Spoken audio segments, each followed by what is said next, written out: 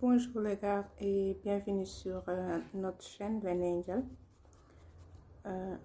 Aujourd'hui, comme vous avez vu dans l'introduction, je fais mes ongles. Je mets les faux ongles pour la première fois. J'ai décidé de faire une vidéo en même temps de faire un story time. Bon, pour moi, ça a été pratiquement une leçon de vie. Ok, alors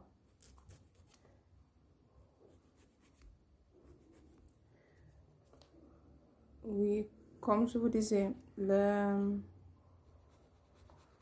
j'étais étudiante dans un pays étranger. Ok, et bon, pour faire court, j'étais étudiante dans un pays étranger et j'étais boursière. Ok, et à la fin du mois, la bourse n'était pas toujours suffisante, surtout que quand tu as un stage avec le déplacement, ça coûtait beaucoup plus cher. Et aussi, j'avais pas le domaine de la gestion comme j'ai aujourd'hui. Ça veut dire de prévoir toutes les dépenses que j'ai sur le mois afin de commencer à utiliser et de savoir comment distribuer les ressources que j'ai afin de pouvoir vivre avec ce que j'ai pendant tout le mois. Je n'avais pas ce domaine-là de la distribution et de la gestion. Et c'est comme ça que j'étais en stage dans un quartier très loin de là où j'habite. Et moi je fais branche technique. Et dans l'école où j'étais, je devais faire le stage chaque fin d'année. Ok, c'est soit le stage, soit le projet de fin d'études. D'abord, je commençais avec le stage d'initiation. Ça veut dire que c'est le stage pour t'apprendre à t'intégrer dans une entreprise. Et après, j'ai fait le projet de fin d'études.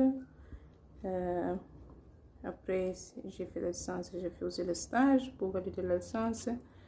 Et pour le master aussi, j'ai fait le stage. Mais pour mon deuxième stage, j'ai fait dans un quartier très loin de là où j'habitais. Okay. Et en plus de ça, j'habitais dans une maison en location. Pendant toute l'année scolaire, j'habite dans la résidence des étudiants. Ok, c'est en payant seul frais pour toute l'année. C'est de rien du tout. On peut dire même qu'on habite là-bas gratuit. Ok. Mais pendant les vacances, la résidence est fermée. On va devoir soit voyager, soit chercher un appartement, une chambre et louer. Ce qui fait que si tu ne voyages pas, tes dépenses augmentent parce que tu dois payer le loyer, tu dois payer les factures. Okay. Alors comme ça, pendant les vacances, j'ai pris la chambre. Le propriétaire de la chambre a voyagé et il m'a laissé la chambre. Et je devais aussi partir en stage et mon budget était très serré. Il faut savoir que moi, avant de demander l'argent, parfois je faisais même la répétition. Comment je vais appeler, comment est-ce que je vais devoir saluer, comment est-ce que je vais dire. Je fais même la répétition tellement j'avais peur d'appeler pour demander l'argent. Jusqu'à ce que à chaque fois que je demande, c'est aux dernières minutes que si ça vient dans 3 jours, je suis foutue, je n'ai pas le plan B, tout ça. Alors, dans le même lancé, j'ai fait pendant que j'étais en stage, en faisant la répétition, comment est-ce que je vais demander, quand est-ce que je vais demander, non, je vais le laisser plus tard. Un jour, il me restait très peu d'argent dans la poche. Ok. Et alors, j'ai appelé pour demander. Et la personne a dit, ok, je vais t'envoyer ça, je vais t'envoyer. Okay. Moi, dans ma tête, j'ai pris que la personne allait m'envoyer le lendemain. Alors, l'argent qui m'est resté, c'était l'argent exact pour payer le transport pour aller au stage. Il faut savoir que pour aller au stage, je dois prendre deux transports. Deux fois, bon, comment je peux dire ça? Je dois prendre un taxi, c'est un taxi commun, d'une distance à l'autre, après descendre et prendre un autre taxi parce qu'il n'y a pas un taxi qui va direct. Même si un taxi qui va direct, ça va être le même prix que les deux taxis que tu vas prendre pour pouvoir faire toute la trajectoire. Ok, j'ai pris l'argent qui m'est resté. C'était l'argent pour aller. Dans l'argent pour aller, il me restait l'argent. Il allait me rester l'argent d'un petit biscuit. Ça veut dire que je n'allais pas pouvoir déjeuner. J'allais juste manger un petit biscuit juste pour tromper l'estomac. Et dans ma tête, j'avais, ok, la personne va m'envoyer l'argent dans la journée. Comme ça, quand je vais sortir du stage à 17 h, je ne vais pas prendre le taxi pour le deuxième raccourci. Ça veut dire, normalement, j'ai deux raccourcis. J'ai du point A à point B. Disons que mon stage, c'est du point A à point C. Je dois prendre un taxi du point A à point B, après du point B à point C. Et je me suis dit, ok, quand je vais sortir du stage, je ne vais pas prendre le taxi du point C à point B. Je vais marcher du point C à point B. Là où point B, il a un Western là-bas. Je vais récupérer l'argent et je vais prendre le taxi de point B à point A pour retourner à la maison. J'ai marché. J'ai attendu toute la journée. Je n'ai pas reçu l'appel pour le code pour Western. Alors, j'ai marché. En marchant, je me demandais comment je vais faire. Il faut savoir que de point C à point B, je peux tout à fait marcher. Mais de point B à point A pour retourner à la maison, c'est impossible de marcher. Déjà, c'est loin, c'est hyper loin. Et en plus, je ne connaîtrai jamais le chemin à pied. Et en plus, sinon, je vais arriver à la maison à minuit. Parce que je crois que ça va prendre dans les 4 à 5 heures pour marcher à pied. Pour pouvoir retourner à la maison. C'était impossible de marcher à pied. Alors imaginez la peur que j'avais. Et en plus, il faut savoir que le quartier là où j'étais en stage, c'est un autre point aussi, c'est qu'il a beaucoup trop de racisme. Et voir un noir marcher sur cette route-là à pied, ça allait être un danger incomparable. Okay? C'est une autoroute pratiquement. Et c'est loin. Et marcher là-bas, c'est comme si j'allais tomber même dans la... Je sais pas. C'était impossible. Alors, pendant que je marchais de point C à point B, j'avais peur. Et je faisais que regarder mon téléphone. Je priais. Mon Dieu, donne-moi une solution. Mon Dieu, donne-moi une solution. Mon Dieu, comment je vais faire pour rentrer à la maison? Et 2 minutes comme ça avant d'arriver à l'arrêt du bus, mon téléphone n'a toujours pas sonné pour recevoir le code. Qu'est-ce que je faisais? Je me dis, je ne vais pas demander, parce que comme je viens de vous dire,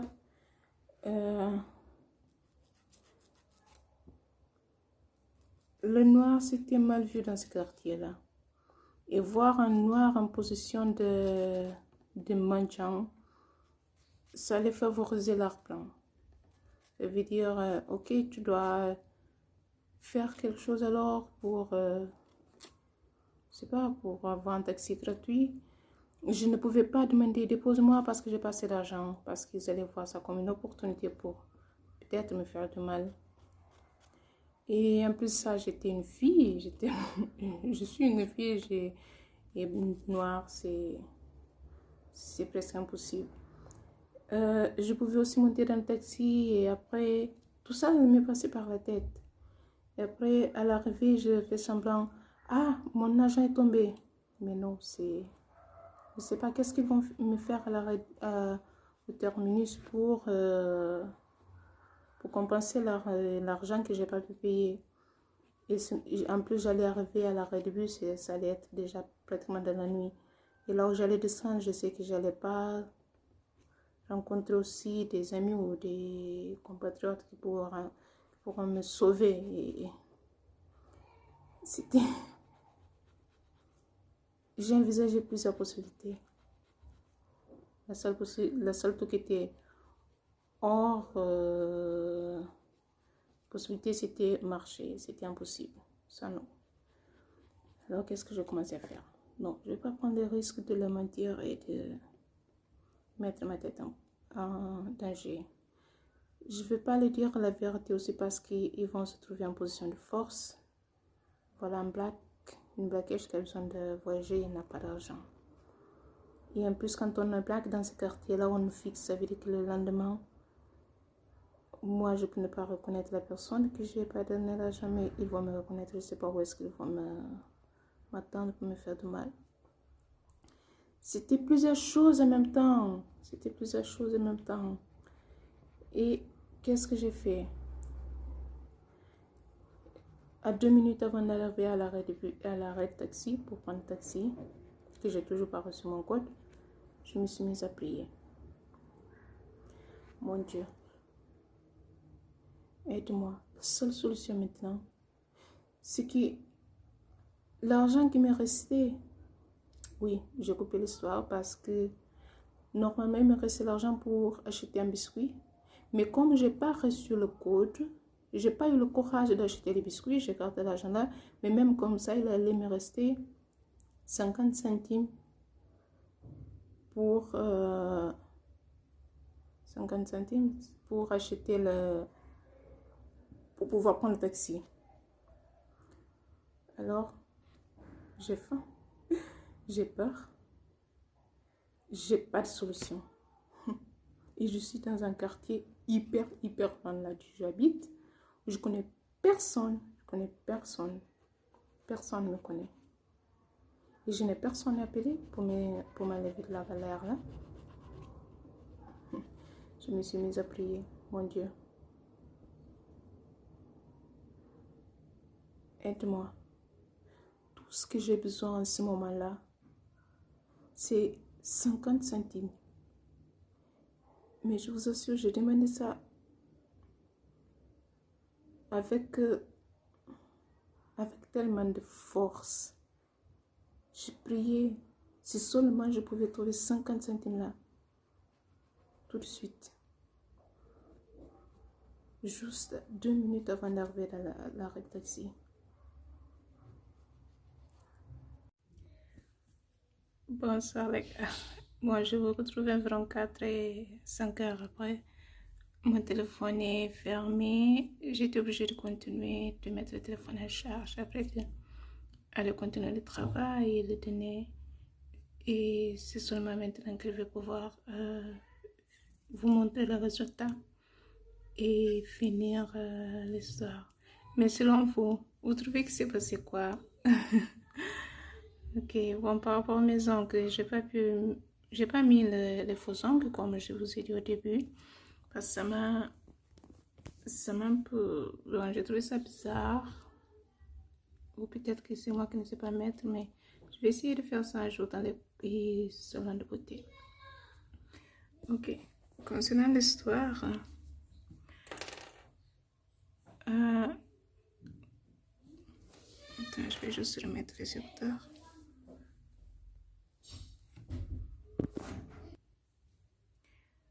Concernant mon histoire, j'étais en train de vous dire que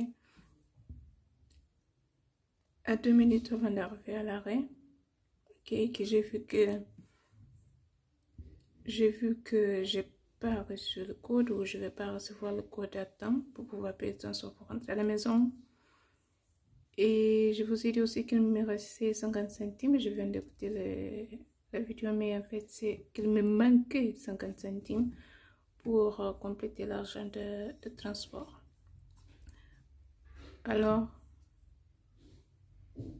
je n'avais plus de toutes les solutions que j'envisageais. C'était presque impossible. C'était impossible. Je me voyais dormir ou mendier ou demander faveur à un peuple que te jette la pierre de loin juste parce que tu es noir. Je m'imaginais demander faveur à ces peuples-là. Et je ne me voyais pas les voler ou mentir. Parce que là, j'ai peur de retomber en faisant des trucs pareils. Alors, j'ai pris. La seule chose qui me restait en ce moment-là, c'était le miracle de Dieu. C'était la seule chose que j'étais convaincue qui pouvait me sauver en ce moment-là. Imaginez 50 centimes. 50 centimes.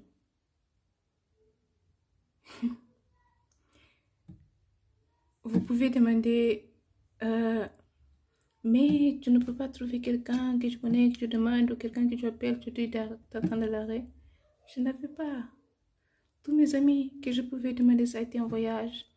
J'étais la personne qui, sa vie, c'était école, chambre. Je ne connaissais pas beaucoup de gens. Les gens que je connaissais, ils avaient déjà voyagé. Et dans le quartier où j'étais, comme je vous ai dit, ils voient rarement le nard. Ils voient rarement les blacks. Et ils sont hyper racistes. Racistes qu'ils te voient d'un côté de la route, ils sont de l'autre côté de la route et te jettent la pierre. Et j'ai vécu ça plusieurs fois. Alors vous voyez dans quelles conditions je me trouvais. Là, j'ai dit, mon Dieu, sauve-moi. La seule chose que je vous demande en ce moment, c'est 50 centimes. J'ai prié, j'ai demandé ça avec toute la force, toute la foi que quelqu'un peut avoir, toute la force que quelqu'un peut avoir. Parce que les 50 centimes là, ça allait me sauver en ce moment-là. Parce que me retrouver dans ce quartier-là, où les gens vont te voir qu'il te manque 50 centimes, ils sont capables de te faire, de faire n'importe quoi, juste à cause de ça, juste parce qu'ils savent que tu n'as pas l'argent pour rentrer chez toi. Alors j'ai demandé toutes mes forces, mon Dieu, c'est juste 50 centimes. Et comme dans la plupart du temps, j'ai l'habitude de marcher le visage vers le sol, je marchais comme ça, je serrais le poignet, je tenais mon sac. J'ai dit, mon Dieu, j'ai besoin juste de 50 centimes. Et vous n'allez pas croire. Pendant que j'étais en train de demander, j'ai demandé, je serrais mes poignets avec toutes mes forces. Mon Dieu, sauve-moi. C'est juste 50 centimes pour pouvoir me retrouver à la maison. Et avant que je finisse de demander, je vois 50 centimes par terre devant moi. La première et la dernière fois que je trouve 50 centimes dans ma vie dans ce pays-là. Je vois 50 centimes. Les gars, j'avais plus faim. J'étais plus fatiguée. Le miracle de Dieu.